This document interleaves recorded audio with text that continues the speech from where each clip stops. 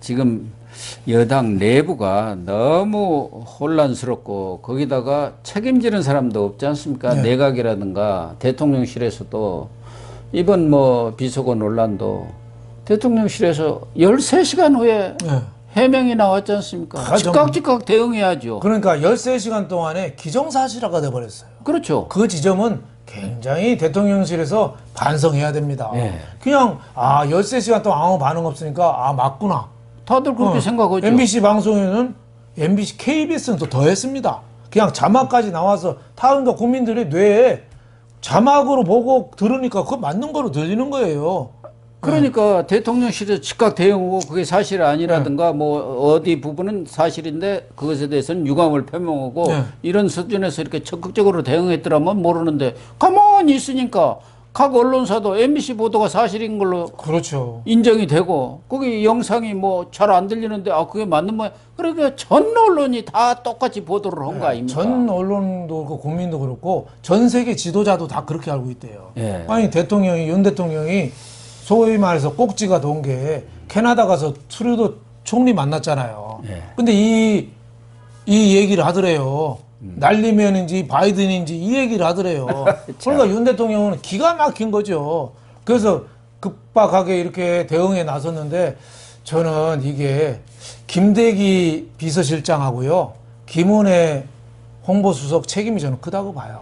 정치적인 감각이 없는 거예요. 네, 없어요. 특히 저는 김대기 비서실장은 돈도 많으시거든요. 이분은 좀 다른 적성에 맞는 일 하셨으면 좋을 것 같아요. 청계산 좀 등산 다니셔도 좋고 정치적인 감각이 있어야 되는데 지금은 경제통이 필요한 게 아닙니다. 경제통은 깔렸어요. 경제수석부터 총리부터 뭐 장관들부터 다 경제통이에요. 그래서 김대기 같은 경제통 필요 없습니다. 이제 정치통이 필요합니다. 정치통. 정치적인 감각을 가지고 있는 분. 그런 분들 요전에 당 비상대책위원회 오른 뭐 박주선 전 의원 같은 사람들 여야 영호남을 아우르고 존경받는 사람이잖아요. 그런 분들 좀 영남 쪽이 장악하고 있으니까 그렇죠. 영남 쪽에서 계속 비토를 한다는 거 아닙니까? 지난번에 비대위원장 거론이 돼서 거의 내정 단계에 있는데 영남 쪽에서 아니 우리 영남 민심에 부합하지 않는 호남 사람을 왜 하느냐? 그러니까 박 위원장이 그럼 나 안 하겠다 그랬다는 거 아닙니까? 그러니까 저는 국민의힘은 뭐 아니라고 쳐도 그러면 그런 분도 비서실장으로 쓸 수 있잖아요. 그래서 매일 한 번씩 차 한 잔씩 하는 거예요. 저 어떻게 해야 됩니까? 이제 대통령이 1년밖에 안 됐는데 뭘 알겠어요. 여기 삼전수전 다 겪은 사람이잖아요. 박주선 뭐 그런 사람 많잖아요. 비교적 때가 덜 묻은 사람들 뭐 이재원이 뭐 이런 사람은 빼놓고 좀 참신한 사람들 이런 사람들 정치통 옆에다 놓고 좀 매일 좀 대화 좀 해봤으면 좋겠어요. 참 윤석열 대통령이 나름대로 어떻게 보면은 아주 자기의 판단과 어떤 전략으로 대통령까지 왔지 않습니까? 그렇죠. 그런 분들이 갖고 있기 쉬운 게 자기 독단이랄까 고집 그런 것들이 있거든요. 그렇죠. 자존심이 또 강하죠. 내 판단으로 여기까지 왔지 않느냐 그런 게 있는데 좀 문호를 개방을 하고 또 인재풀도 좀 대폭 넓혔으면 좋겠어요. 지금도 참 뭐 전부 MB 때 사람들만 리바이벌을 하고 있고 MB 때 사람하고 또 서울 법대, 서울 상대, 뭐 고시, 그렇게 뭐 하다 보니까 사람들만 너무 있다 보니까 국민들이 볼 때는 너무 선택된 사람들끼리 하는 거 아니냐. 이른바 기득권이라고 할 수가 그렇죠. 있죠. 뭐 고졸 출신도 좀 발탁하고 일 잘하는 뭐 기업에서 괜찮은 사람도 좀 발탁하고 많잖아요. 기업이 현장에서 제일 아는 사람들을 발탁해서 써야죠. 예를 들면은 현대중공업에 권호갑 회장이라는 사람이 있거든요. 기업에서 40년 있었어요. 월급쟁이로만. 이런 사람들은 정치를 안 해도 정치적인 감각이 뛰어납니다. 왜? 그 오너가 정몽준이잖아요. 그 밑에서 40년이 넘죠. 한 45년 될 겁니다. 그런 분들 산자부 장관 시켜야요. 정치적인 감각이 뛰어난 거예요. 그런 분들 한 게 낫지. 교수들 그 연구실에 있던 사람들이 장관을 하면은 이 리더십이 통솔을 못 합니다. 교수들은 어떤 정책 아이디어를 낸다든가 큰 방향을 설정하는데 참모로서의 그렇죠. 역할은 할 수가 있지만 실질적으로 이렇게 지휘를 하고 그런 사람들은 좀 현장 능력이 있는 사람들, 이런 사람들을 쓰는 게 더 바람직하거든요. 이 일은요, 싸울 줄 아는 사람이 해야 됩니다. 예. 싸워서 이길 수 있는 사람. 좋은 말하는 사람이 아니라 싸워서 이기는 사람. 일 머리를 아는 사람이 그렇죠. 일을 해야 한다고 그러잖아요. 그렇죠. 싸우는 사람. 네. 그런 면에서 좀 윤석열 대통령이 이제 몇 달 이렇게 경험을 했으니까 저는 올해 안에는 다 정리가 되고 네. 또 윤석열 대통령도 이제는 몇 달 해보면 우리도 그래서 기자도 수습기간이 6개월이지 않습니까? 6개월 하고 나면 이렇게 기자 생활을 하는구나. 그렇죠. 이렇게 또 기사를 쓰는구나. 이게 감이 딱 오잖아요. 그렇죠. 그래갖고 이제 그 수습 기자 꼬리를 띄워주지 않습니까? 그래서 지금은 윤석열 대통령의 여러 가지 실수라든가 이런 것에 대해서도 너무 비판만 하지 말고 견습이다. 물론 대통령을 견습할 수는 없다고 다 얘기를 하지만 현실이 그런 걸 또 어쩔 수 없는 거 아닙니까? 국민이 그런 사람을 선택했으니까 올해 안에 좀 견습을 해갖고 완벽하게 익혀서 나름대로 이제 확실한 어떤 감이 잡히면은 내년부터 이제 제대로 하는 거 아닙니까? 그러면 4년 5, 6개월이 남은 거예요. 그래서 국민들이 좀 더 기다려줘야 하긴 하는데 그럼에도 불구하고 박근혜 탄핵에 대한 트라우마가 국민들한테 있기 때문에 사악한 그 야당의 공격에 대비하려면은 좀 더 강해져야 되고 자기 허물이 없어야 된다. 이런 생각이 들어서 마음이 급한 거죠. 그리고 지금 우리나라 위기가 IMF 외환 위기 때보다 훨씬 큽니다. 지금 어마어마한 경제 위기가 지금 몰려오고 있지 않습니까? IMF 때는요, 블랙스완이라고 해서 검은 백조였어요. 안 나타날 게 갑자기 나타났는데 그거는 긴급으로 대응하면 됐어요. 미국, 일본, 유럽에서 그러니까 도움 받고 그리고 우리 금 모으기 하면은 금방 끝났어요. 중국 경기 좋고. 근데 지금은 회색 코뿔소가 큰 코뿔소가 앞에 서 있는 건 보이는데 쓸 수 있는 게 지금 하나도 없어요. 그러니까요. 우리나라만 상황이 아니라 전 세계가 지금 경기 침체 속으로 들어가 있고 우리의 경우는 삼고라고 하지 않습니까?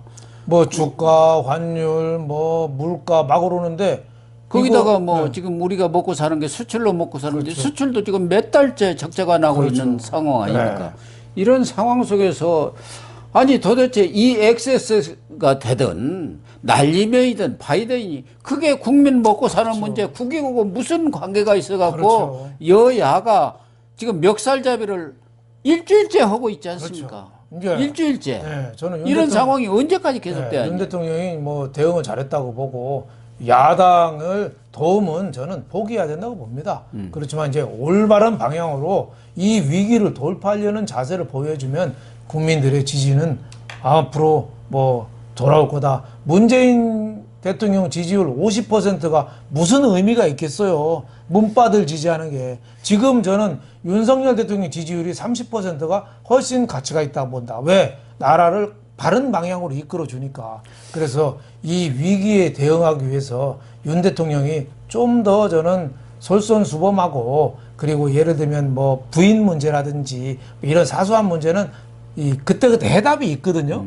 그 자기 자존심만 좀 버리면 돼요. 그래서 그런 거는 좀 빨리빨리 꼬리가 몸통을 흔들지 않게 사소한 부인 문제가 커지잖아요. 그런 건 빨리빨리 좀 잘라내서 본연의 일로 좀 일로 매진할 수 있는 그런 바람이 저는 있습니다.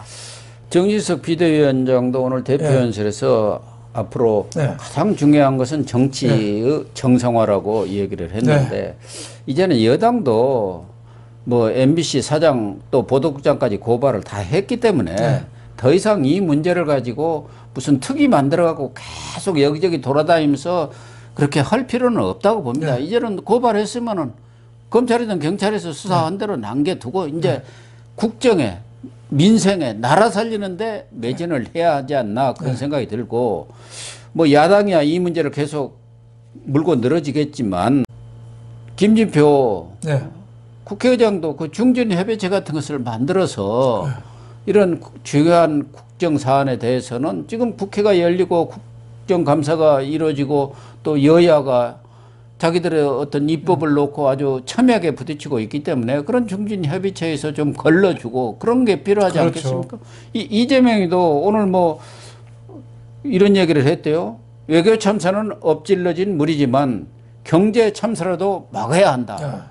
경제 참사 막으려면은 지금 그 무슨 이 액세스가 중요한 게 아니지 않습니까? 그렇죠. 왜 거기다가 민주당이 사활을 걸고 있느냐 이 얘기예요. 그렇죠. 민주당이 잘못하는 거죠. 네, 자꾸 저렇게 시비 걸어서 대통령을 계속 흔들어대는 거죠. 그래서 지금 가장 큰 위기는 우리가 경제 위기고 또 그에 못지않게 큰 게 안보 위기죠. 예. 지금 한미일 동해안에서 내일부터 훈련하잖아요. 김정은 벌써 계속 쏘아대고 있잖아요. 쏘잖아요. 예, 미사일 쏘고. 그러니까 문재인 5년 동안의 가짜 평화, 거짓말한 게 이제 진실의 순간이 온 거예요. 예. 그때 정의용 안보실장이 김정은이가 비핵화 의사 있다고 말했다. 다 거짓말이잖아요. 예. 전 국민이 사기당한 거예요. 그래서 안보 위기, 경제 위기 이건 진짜 눈앞에 진짜 위기다. 여기에 대해서 우리가 어떻게 플랜 A, 플랜 B, 플랜 C 이걸 갖고 우리가 대응하느냐. 내일이라도 북한 김정은이 핵실험 또 할 수 있거든요. 네. 지금 뭐 네. 우리 국정원에서는 그런 예측을 했지 않습니까? 10월 중순경에 할 것 같다. 그렇죠. 중국 공산당 당대회가 10월 중순에 하니까 그 이후에 바이든 미국 대통령 중간선거 11월에 있으니까 예. 그 사이에 할 것 같다. 그런데 내일 할 수도 하나도 이상한 거 아니에요. 예. 그럴 때 우리가 어떤 건지 문재인 때처럼 저렇게 청와대 NSC 회의나 하고 치울 건지 진짜 구체적인 조치에 나갈 건지 이걸 분명하게 밝혀서 레드라인 여기다 그어놨다. 여기 넘어오면 우리 이런 행동할 거야. 이건 김정은한테 확실히 보여줘야죠. 그래서 네. 윤석열 대통령의 비서고 문제 이제는 할 만큼 다 했습니다. 그걸 가지고 국민들까지 그냥 골머리를 썩히고 난리면이냐 바이든이냐 이걸 싸울 이유가 없지 않습니까? 그렇죠. 아니 그걸 미국에서도 아무도 문제를 삼지 않지 않습니까? 워싱턴이든 국무부든 백악관이든 그렇죠. 그거 너희들 얘기 아니냐? 그걸 왜 우리한테 묻느냐 이러는데 옛날 제사상에 청동백서랑 똑같은 거예요. 제사상에 홍동백서 뭐 그럼 제사 지내는 사람들 마음에 조상에 공경하는 마음만 있으면 되지. 어디다 과일 넣고 어디다가 육포 넣고 위치가 뭐가 중요해요. 그러니까요. 또 조선시대 때 예송 논쟁 대비가 죽었는데 상복을 몇 년 있건 그거 갖고 피 튀기며 죽이고 싸울 겁니까? 예송 논쟁? 예. 그러니까 지금도 이 짓거리 하고 있는 거예요. 조선이 일본한테 망한 게 아니에요. 우리끼리 싸우다가 먼저 망한 거예요. 그래서 저는 이런 국면을 빨리 좀 탈피해야 된다. 정말 바이든이냐 난리면이냐가 중요한 게 아니라 이 새끼 했으면 어때요? 이 새끼 할 수도 있는 거지. 아니 임금님도 없을 때는 욕한다잖아요. 욕할 수 있는 거죠. 더 중요한 거는 이 경제 안보 위기에 어떻게 선제적인 조치를 취하느냐. 이거가 저는 있다고 봅니다. 그렇습니다. 말로만 민생, 말로만 안보 이렇게 하지 말고 정말 정쟁을 여야가 내려놓고 나라 살리는데 경제위기 극복하는데 민생을 살리는데 여기에 매진해야 하지 않나 그렇게 결론을 내리고 싶습니다. 제발 우리 정치권 정신 좀 차리시기 바랍니다. 오늘 방송 마치도록 하겠습니다. 시청해 주셔서 감사합니다.